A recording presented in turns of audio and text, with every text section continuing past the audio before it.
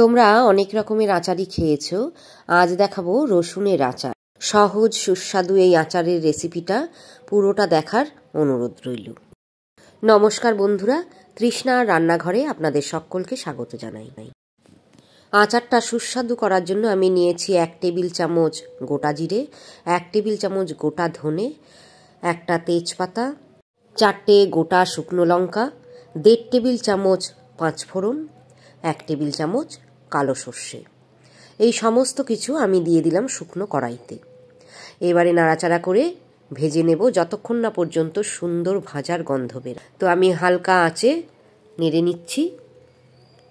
দেখবেন যেন মশলাটা পুড়ে না যায়, পুড়ে গেলে কিন্তু সেই সুগন্ধ আর থাকে না। তো মশলা ভাজা হয়ে গেছে, এবারে নামিয়ে ঠান্ডা করে আমি গুঁড়ো করে নেব। দেখুন গুঁড়ো করে নিয়েছি। মশলাটা কিন্তু একদম মিহি করে গুঁড়ো করবেন না, একটু মোটা মোটা দানা থাকবে। এখানে আছে 200 গ্রাম রসুনের কলি, খোসা ছাড়িয়ে নিয়েছি। 1 টেবিল চামচ ফ্লেভারের জন্য আদা নিয়েছি লম্বা লম্বা করে কেটে, আর গোটা 20টা কাঁচা লঙ্কা, এগুলো মাঝখানে একটু চিড়ে নিয়েছি। কড়াইতে 200 গ্রাম মতো সর্ষের তেল দিয়েছি। তেলটা বেশ ভালো রকম গরম করে নিতে হবে। গরম হওয়ার পরে 5টা গোটা শুকনো লঙ্কা দিয়ে দিলাম। শুকনো লঙ্কা দেওয়ার পরে 1 টেবিল চামচ মতো পাঁচফোড়ন দিলাম। এগুলো একটুখানি নাড়াচাড়া করে ভেজে নেব। পাঁচফোড়নের সুগন্ধ যখন বেরোবে তখন দিয়ে দিতে হবে রসুনের কলিগুলো। রসুনের কলি দিয়ে রসুনের কলিগুলো একটু ভেজে নিতে হবে।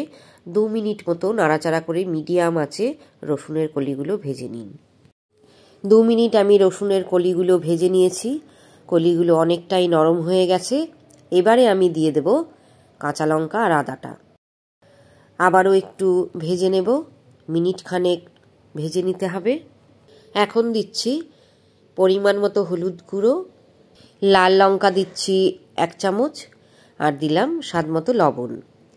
আবারও একটু নাড়াচাড়া করে নিতে হবে যাতে লবণটা রসুনের কলির সাথে মিশে যেতে পারে। এবারে দিয়ে দিলাম 1/4 চামচ সাইট্রিক অ্যাসিড। এই সাইট্রিক অ্যাসিডটা চিনির মতন দানা, খুব সামান্য পরিমাণ লাগে। 1 টেবিল চামচ দিয়ে দিলাম চিনি। চিনিটা স্বাদের একটা ব্যালেন্স এনে দেবে।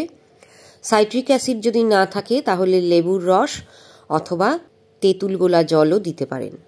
এখন আমি দিয়ে দিচ্ছি 1 চামচ মতো হিং। এই হিংটা আচারটাকে আরও বেশি সুস্বাদু করে তুলবে। হিংটা আচারের সঙ্গে মিশিয়ে দিতে থাকুন। খুব ভালো করে মিশিয়ে দেওয়ার পরে এবারে আমি দিয়ে দিচ্ছি 2 টেবিল চামচ মতো ভিনিগার। এই ভিনিগারটা আচারটাকে অনেক দিন ভালো রাখতে সাহায্য করবে আর টকেরও একটা সামঞ্জস্য এনে দেবে। ভিনিগার দেওয়ার পরে 1 মিনিট মতো আমি আচারটা নাড়াচাড়া করে নেব যাতে ভিনিগারের জলীয় ভাবটা কেটে যায়। আচারটা দেখুন অলমোস্ট রেডি। তো এইভাবে গরম অবস্থায় মশলা দিলে কিন্তু ভালো লাগবে না, তাই ঢাকনা বন্ধ করে রেখে দেব আমি। আচার এখন ঠান্ডা হয়ে গেছে। এবারে দিয়ে দিলাম সেই গুঁড়ো মশলা। ভাজা গুঁড়ো মশলা কিন্তু গরম অবস্থায় দিলে একদমই তার গন্ধ থাকে না, গন্ধটা চলে যায়। তো এইরকম ঠান্ডা করে নিয়ে তারপরে গুঁড়ো মশলাটা দেবেন, তাহলে সুগন্ধটা অনেক দিন পর্যন্ত থাকবে।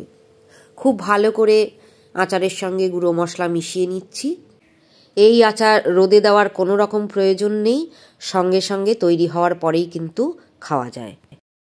খুব ভালো করে নাড়াচাড়া করে মিশিয়ে নিয়েছি। এবারে ঢাকনা বন্ধ করে রেখে দেব 2 ঘন্টা মতন, তারপরে বোতলজাত করতে হবে। এই আচার রুটি, পরোটা, এমনকি গরম ভাতের সঙ্গেও খেতে খুবই ভালো লাগে। তো রেসিপি আমার কেমন লাগলো জানাতে কিন্তু ভুলবেন না। যদি ইউটিউবে দেখেন আর যদি নতুন বন্ধু হন তাহলে সাবস্ক্রাইব করে নিন চ্যানেলটা। আর যদি ফেসবুক পেজে দেখেন তাহলে প্লিজ ফলো করার অনুরোধ রইল। ভালো থাকবেন, সঙ্গে থাকবেন।